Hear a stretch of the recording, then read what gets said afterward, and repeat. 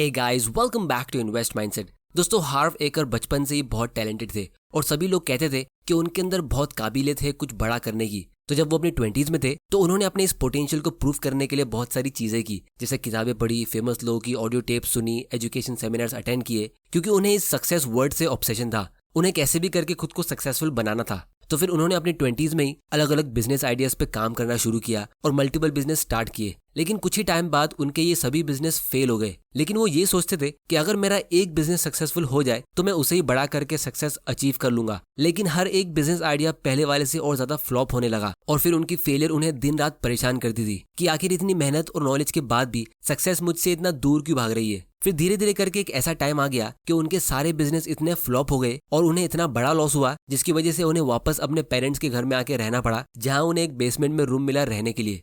तो एक दिन उनके पापा और उनके फ्रेंड्स ने घर में पार्टी रखी थी। सभी मेहमान घर में पार्टी एंजॉय कर रहे थे। तभी पापा के एक बहुत ही अमीर दोस्त ने हार्व को बेसमेंट की तरफ जाते हुए देखा और उन्हें अपने पास बुलाया। अब हार्व को उनकी आंखों से पता चल गया था कि उन्हें पापा ने उनके फेलियर के बारे में सब पहले बता दिया होगा और उन्हें लगा कि अब ये आदमी उन्हें एक लंबा सा बोरिंग लेक्चर देगा। लेकिन उस आदमी ने जो कहा उससे हार्व की जिंदगी बदल गई।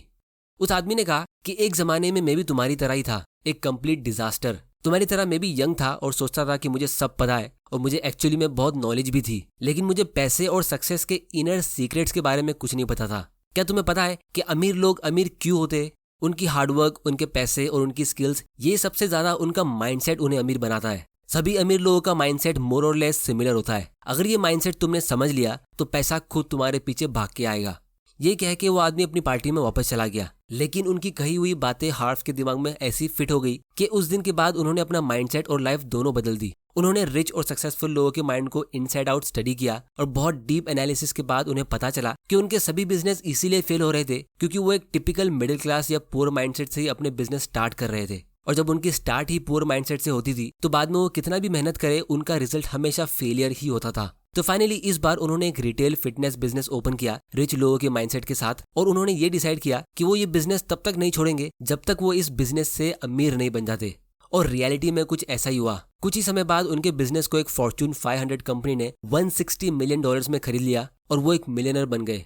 और फिर इसके बाद सक्सेस और रिच लोगों के माइंडसेट को पूरी दुनिया के हर एक कोने में पहुंचाने के लिए उन्होंने एक बुक लिखी जिसका नाम है secrets of the millionaire mind, जो फौरन एक बेस्ट सेलर बन गई। तो इसी बुक के कुछ गोल्डन लेसन्स को हम आज के वीडियो में कवर करेंगे, जिसने लाखों लोगों की लाइफ को चेंज कर दिया है और आपको भी इससे अमीर लोगों के माइंडसेट के बारे में बहुत कुछ सीखने मिलेगा।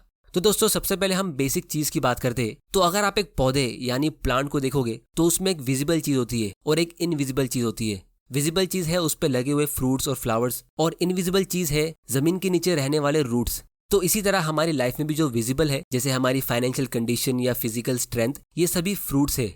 और जो इनविजिबल है, जैसे आपकी नॉलेज, आपका माइंडसेट, ये सभी रूट्स है। तो हमारी लाइफ में जितनी भी प्रॉब्लम्स है, जैसे पैसों की प्रॉब्लम या हेल्थ की प्रॉब्लम या रिलेशनशिप की प्रॉब्लम, ये एक्चुअल प्रॉब्लम नहीं है, ये सभी रिजल्ट्स है, यानी वो फ्रूट रियल प्रॉब्लम्स आपके रूट में है। और यहीं पे इस बुक का सबसे इंटरेस्टिंग पार्ट आता है कि मिडिल क्लास फैमिली में पैदा होने का सबसे बड़ा डिसएडवांटेज ये है कि बचपन से ही हमारे दिमाग में ऐसे बीज डाले जाते हैं जो आगे जाके हमें अमीर बनने देते नहीं है। तो अब हम रूट्स पे फोकस करेंगे, यानी माइंडसेट पे, स्पेशली फाइनेंशियल रूट्स, जिससे कि आप अपना मनी ब्लूप्रिंट समझ सको। अब ये ब्लूप्रिंट एक ऐसी ड्राइंग होती है जिसके बेसिस पे लोग अपने मन में कुछ प्लान करते हैं। जैसे एक इंजीनियर असली बिल्डिंग को बनाने से पहले उसका ब्लूप्रिंट बनाता है, वैसे ही आपका फाइनेंशियल ब्लूप्रिंट आपकी फाइनेंशियल लाइफ को बिल्ड करता है। तो जितना अच्छा आपका मनी ब्लूप्रिंट होगा उतनी ही अच्छी आपकी फाइनेंशियल लाइफ होगी। अब दोस्तों, अगर आपको ये चीज नहीं समझ आई तो मैं आपको इसे एकदम सिंपल लैंग्वेज में समझाता हूँ। तो मनी ब्लूप्रिंट को आप ऐसे समझ सकते हो, PTFA = R, यानी P for programming, T for thoughts, F for feelings, A for actions = results. अब इसका मतलब ये है कि हमारे मनी प्रॉब्लम्स यानी रिजल्ट्स शुरू होते हैं हमारे इर्रिस्पॉन्सिबल मनी एक्शंस की वजह से, और हम एक्शंस लेते हैं हमारी फीलिंग्स के हिसाब से, और हमारी फीलिंग्स हमारे थॉट्स से आती है, और हमारे थॉट्स आते हैं प्रोग्रामिंग से, यानी कि हमारे दिमाग में जो बचपन से बीज डाले जाते हैं उससे। अब दोस्तों, आप लोगों को मैं एक बहुत ही अच्छा एग्जांपल देता हूँ जिससे आपको ये पूरा कॉन्सेप्ट अच्छे से समझ आएगा। तो स्टीफन नाम का एक आदमी साल के $8 लाख कमाता था, जो बहुत ज्यादा अच्छी सैलरी होती है, लेकिन वो कभी भी सेविंग्स नहीं कर पाता था। इतने सालों के बाद भी उसकी नेटवर्थ लगभग ना के बराबर थी। तो जब ऑथर ने स्टीफन से उनके बचपन के बारे में पूछा, तब स्टीफन ने कहा कि उनकी मॉम को रिच लोगों से नफरत थी। मॉम को लगता था कि रिच लोग ग्रेडी होते हैं, यानी जो गरीब लोगों का पैसा होता है वो इनको मिल जाता है। तो तुम्हारे पास उतने ही पैसे होने चाहिए जितने से तुम्हारा गुजारा हो सके। अगर आपके पास उससे ज्यादा पैसे है तो आप बुरे इंसान हो। तो ये स्टीफन का मनी ब्लूप्रिंट था। अब इंटरेस्टिंग बात यह है कि स्टीफन को पता भी नहीं था कि ये चीज उसके सबकॉन्शियस माइंड में थी। मतलब काफी घंटों तक बात करने के बाद स्टीफन ने ये बात कही, वरना ऊपर से वो सबको यही कहता था कि अमीर लोग अच्छे होते हैं और उन्हें भी अमीर बनना है। लेकिन उनके दिमाग ने रिच लोगों को बुरे लोगों से एसोसिएट कर दिया था, मतलब रिच इक्वल्स टू बैड, और उनके सबकॉन्शियस माइंड ने इस फैक्ट को एक्सेप्ट कर लिया था। तो वो कभी भी अपने मॉम को बुरा या गलत साबित नहीं करना चाहते थे, और इसीलिए उनका सबकॉन्शियस ब्रेन उनको रिच बनने वाले डिसीजन लेने देता नहीं था कि वो सेविंग्स करे या कोई अच्छे इन्वेस्टमेंट करे। इसी तरह ऑथर भी इन्वेस्टिंग के बारे में अपने घर पे बातें करते थे और वो अपने पापा से सुनते थे कि ये स्टॉक मार्केट बुरा है, ये पूरा सिस्टम ब्रोकन है, नॉर्मल लोग यहाँ से पैसा नहीं कमा सकते। रिच इन्वेस्टर्स जिनके पास बहुत सारी इनसाइड इन्फॉर्मेशन होती है और बहुत सारे पैसे होते, सिर्फ वही लोग स्टॉक मार्केट से पैसा कमा सकते, वरना मिडिल क्लास लोगों के लिए ये गैम्बलिंग की तरह है। तो स्टॉक मार्केट बुरा होता है, ये ऑथर का ब्लूप्रिंट बन चुका था, और इसीलिए उन्होंने काफी सालों तक स्टॉक मार्केट को पूरी तरह अवॉइड किया और इसके बदले बुरे बुरे इन्वेस्टमेंट्स किए। और फाइनली जब उनको एक अच्छा फाइनेंशियल एडवाइजर मिला जिसने उनको स्टॉक मार्केट का सच काफी डिटेल में समझाया, तब उनको ये बात समझ आई कि यहाँ से वेल्थ क्रिएट करना कितना सिंपल है और कितना इजीली पॉसिबल है। लेकिन तब वो अपनी 40s में थे। तो तब ऑथर ने सोचा कि वो अपनी जिंदगी के 40 साल एक झूठ के साथ जी रहे थे और उनका सबकॉन्शियस ब्रेन उन्हें बैड इन्वेस्टमेंट डिसीजन लेने के लिए मजबूर करता था।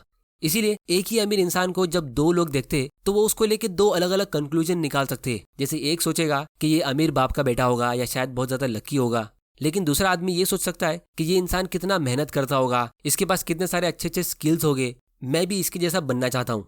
तो इसी तरह हम सभी के दिमाग में पैसों को या इन्वेस्टमेंट को लेकर या अमीर लोगों को लेकर अलग अलग टाइप्स की वायरिंग होती है, यानी प्रोग्रामिंग, जिसकी वजह से हम लाइफ टाइम तक सही फैसले नहीं ले पाते। तो दोस्तों, अगर हम अपनी इस प्रोग्रामिंग को ही रिसेट कर दे और अपने माइंडसेट को रिच लोगों की प्रोग्रामिंग के साथ मैच कर दे तो कैसा रहेगा।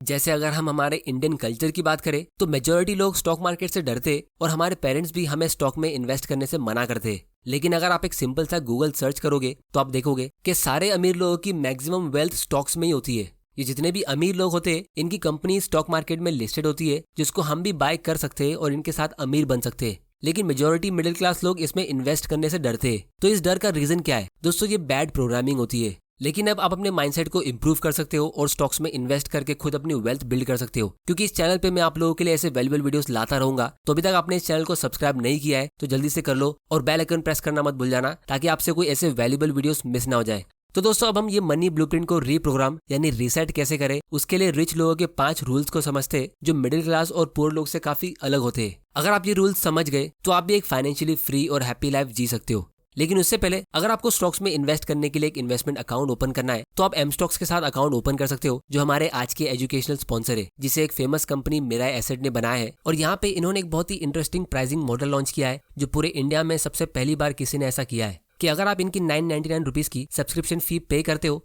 तो आपको इनका platform life time brokerage free use करने मिलेगा। और अगर आप अपने डीमैट अकाउंट की मेंटेनेंस फी फ्री करना चाहते हो तो आप एक और 999 रुपीज का पेमेंट कर सकते हो, जिससे कि आपकी डीमैट अकाउंट की मेंटेनेंस भी लाइफ टाइम के लिए फ्री हो जाएगी। और फिर इसके बाद आपको लाइफ टाइम तक कोई भी ब्रोकरेज पे नहीं करना पड़ेगा अपने किसी भी ऑर्डर के लिए। और उसके बाद आप stocks, FNO, currency, mutual funds, IPO में ट्रेड कर सकते हो। और ये एम स्टॉक्स किसी भी तरह की कोई फी चार्ज नहीं करता है, जैसे एनुअल फीस, या जब कोई ट्रांजैक्शन करते हो तो उसमें आपको 0 ब्रोकरेज लगेगा। फिर चाहे वो इंट्राडे हो, डिलीवरी हो, एफएनओ ट्रेड्स हो, करेंसी ट्रेड्स हो, म्यूचुअल फंड्स हो या आईपीओ हो, किसी भी प्रकार के हिडन चार्जेस नहीं है। आप कितने भी ऑर्डर्स प्लेस कर सकते हो, उसकी कोई लिमिट नहीं है। और एमस्टॉक एक ग्लोबल प्लेटफॉर्म है जो कि 25 साल से सर्विस प्रोवाइड कर रहा है और यहाँ 1 करोड़ से भी ज्यादा ट्रेड्स हर रोज होते हैं। तो इस प्लेटफॉर्म के जरिए आप एज ए बिगिनर इन्वेस्टर काफी आसानी से अपनी इन्वेस्टिंग की जर्नी की शुरुआत कर सकते हो, क्योंकि यहाँ पे आपको काफी अच्छा यूजर इंटरफेस मिलता है, super fast 1 click order approach, voice search, advance order के लिए ऑप्शंस, 1 क्लिक इंडेक्स बास्केट्स और ऐसे दूसरे बहुत सारे फीचर्स। तो इस ऐप को डाउनलोड करने की लिंक नीचे डिस्क्रिप्शन में, आप वहां जाके इसे चेक कर सकते हो। तो हमारे ब्लूप्रिंट को यानी कि प्रोग्रामिंग को रीप्रोग्राम कैसे करना है, इसके लिए अब हम 5 रूल्स को डिस्कस करते हैं। तो सबसे पहला और सबसे बेसिक रूल है कि रिच लोग हमेशा ये बिलीव करते हैं कि वो अपनी लाइफ के ड्राइवर है, और पुअर मेंटालिटी वाले लोग अपनी लाइफ की कार में एक पैसेंजर बन के जीते हैं। जिसका मतलब ये है कि अमीर लोग ये मानते कि वो अपनी लाइफ को खुद क्रिएट करते और पुअर लोग ये मानते कि लाइफ हैपेंस टू मी। अब इसका मैं आप लोगों को मतलब बताता हूँ। तो दोस्तों, आप लोग मुझे एक बात बताओ, दुनिया में इतनी सारी लॉटरीज खेली जाती है, उसके टिकट्स कौन लोग बाय करते होंगे, रिच लोग या पुअर लोग? इसका आंसर है पुअर लोग, क्योंकि इनको लगता है कि वो अमीर तभी बन सकते हैं जब कोई दूसरा आदमी इनका नाम एक चिट से निकालेगा। लेकिन रिच लोगों का माइंडसेट इसका एग्जैक्ट ऑपोजिट होता है कि हमें किसी दूसरे पे डिपेंडेंट होने की जरूरत है ही नहीं, हम खुद अपनी लाइफ को क्रिएट करेंगे, किसी दूसरे के भरोसे नहीं बैठेंगे। तो अगर आप खुद को अपनी लाइफ के कंट्रोलर नहीं समझोगे तो आपकी लाइफ में होने वाली सभी चीजों के लिए आप दूसरों को ब्लेम करोगे। तो इसीलिए पुअर लोगों में आपको ये 3 चीजें बहुत ही कॉमन दिखेगी। सबसे पहले तो ये कि वो दूसरों को ब्लेम बहुत ज्यादा करेंगे। वो हमेशा अपनी किस्मत को ब्लेम करेंगे या कोई ऐसी चीज को जो उनके हाथ में है ही नहीं। जैसे अगर कोई इंसान फाइनेंशियली एजुकेटेड नहीं है तो वो हमेशा ब्लेम करेगा कि मुझे तो ये सब स्कूल में सिखाया नहीं, मेरे पास कोई प्रोफेशनल डिग्री नहीं है, या मैं एक अच्छी सिटी से नहीं हूँ, एक्सेट्रा एक्सेट्रा। दूसरी चीज ये कि पुअर लोग हमेशा चीजों का नेगेटिव साइड देखते हैं और फिर हर बात पे कंप्लेन करते हैं। जैसे बहुत सारे लोग गौतम अदानी को देख के कहते हैं कि देखो ये दुनिया के सबसे अमीर लोगों में से है, लेकिन हमारी कंट्री में इतनी गरीबी है तो ये डोनेशन और चैरिटी क्यों नहीं करता है। लेकिन अगर हम पॉजिटिव साइड देखें तो इसी की इतनी सारी कंपनीज की वजह से लाखों लोगों को जॉब मिल रहा है और करोड़ों का जो ये टैक्स पे कर रहा है उतना तो शायद इंडिया के सारे गरीब लोग मिलके भी नहीं भरते होंगे। और तीसरी चीज ये कि पुअर लोग हमेशा अपने पुअर एक्शंस को जस्टिफाई करते रहेंगे। जैसे उन्हें अमीर बनने की जरूरत है ही नहीं क्योंकि पैसा उनके लिए इतना इंपॉर्टेंट नहीं होता है, या वो अपने बोरिंग जॉब और अपनी लाइफ में खुश है, जबकि एक्चुअली में सच कुछ और ही होता है। तो इसीलिए अगर आपको रिच लोगों की तरह सोचना है तो आपको ये 3 चीजें छोड़नी होगी। फिर दूसरा रूल ये है कि रिच लोग हमेशा लाइफ में जीतने के लिए खेलते हैं और ज्यादातर ऐसे गेम में एंटर करते हैं जिसमें उनका अपसाइड पोटेंशियल अनलिमिटेड होता है। लेकिन पुअर लोग हमेशा लाइफ में गेम्स को अवॉइड करते हैं या फिर गेम को सिर्फ ना हारने के लिए खेलते हैं क्योंकि उन्हें हारने से डर लगता है। जैसे इमेजिन कीजिए कि आप एक फुटबॉल मैच खेल रहे हो और आप सिर्फ डिफेंस खेल रहे हो, यानी कि सिर्फ सामने वाले के गोल को होने से रोक रहे हो, तो आपके जीतने के चांसेस कितने हैं? इसका आंसर है 0। लेकिन अगर आप ऑफेंस खेल रहे हो, मतलब गोल को बचाने के साथ खुद भी गोल करने की कोशिश कर रहे हो, तो आपके जीतने के चांसेस काफी ज्यादा बढ़ जाएंगे। अब दोस्तों ये बात जरूर है कि आपकी ऑपोजिट टीम भी शायद कुछ गोल स्कोर कर दे, लेकिन इंटरेस्टिंग बात यह है कि लाइफ में आप चाहे कितनी बार भी हारो, आप बार बार ट्राई कर सकते हो और आपको सिर्फ एक ही बार गोल मारना होता है सक्सेसफुल होने के लिए। मतलब आप जितने बिजनेस चाहो स्टार्ट करो, आप जितनी बार सेविंग्स करके अच्छे स्टॉक्स में इन्वेस्ट करो, आपको बस एक अच्छी कंपनी चाहिए होती है सक्सेसफुल होने के लिए। फिर तीसरा रूल है फोकस ऑन अपॉर्चुनिटीज। दोस्तों क्या आपको पता है कि पायलट्स को ट्रेनिंग करते टाइम ऑब्स्टेकल्स जैसे ट्रीज, बिल्डिंग और दूसरे ऑब्जेक्ट पे ध्यान देने से मना किया जाता है। इनफैक्ट पायलट्स को कहा जाता है कि वो ऑब्स्टेकल्स नहीं बल्कि अपने फ्लाइंग पाथ पे ध्यान दे, वरना वो ना चाहते हुए भी क्रैश कर सकते। ऐसा क्यों? क्योंकि हमारा माइंड नो या नेगेटिव चीजों को रजिस्टर नहीं कर सकता। अगर मैं आपको ये बोलूं कि आप एक रेड एलिफेंट को इमेजिन मत करिए, फिर भी आपका ब्रेन उस रेड एलिफेंट को इमेजिन करेगा। इसी तरह अगर आप अपनी फाइनेंशियल या सक्सेसफुल होने की जर्नी में सिर्फ ऑब्स्टेकल्स के बारे में सोचोगे तो आप ना चाहते हुए भी उनमें फंस जाओगे।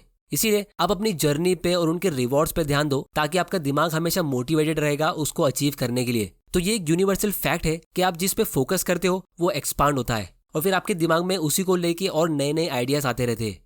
इसके बाद दोस्तों फोर्थ रूल ये है कि रिच और पुअर माइंडसेट वाले लोगों के बीच सबसे बड़ा डिफरेंस उनकी मनी मैनेजमेंट एबिलिटीज होती है। रिच लोग या फ्यूचर में रिच होने वाले लोग हमेशा मनी और फाइनेंशियल चीजों के बारे में सेल्फ लर्निंग करते रहते हैं, लेकिन पुअर माइंडसेट वाले लोग इस टॉपिक को पूरी तरह इग्नोर करते हैं। इसीलिए अगर किसी भी पुअर माइंडसेट वाले इंसान को रातों रात बहुत सारे पैसे मिल भी जाते हैं, जैसे लॉटरी से या कहीं और से, तो वो बहुत ही जल्द उन्हें लूज कर देता है। लेकिन अगर किसी रिच माइंडसेट वाला इंसान अपने सारे पैसे गवा भी देता है तो भी वो उन्हें वापस कमाने में ज्यादा टाइम लगाता नहीं है।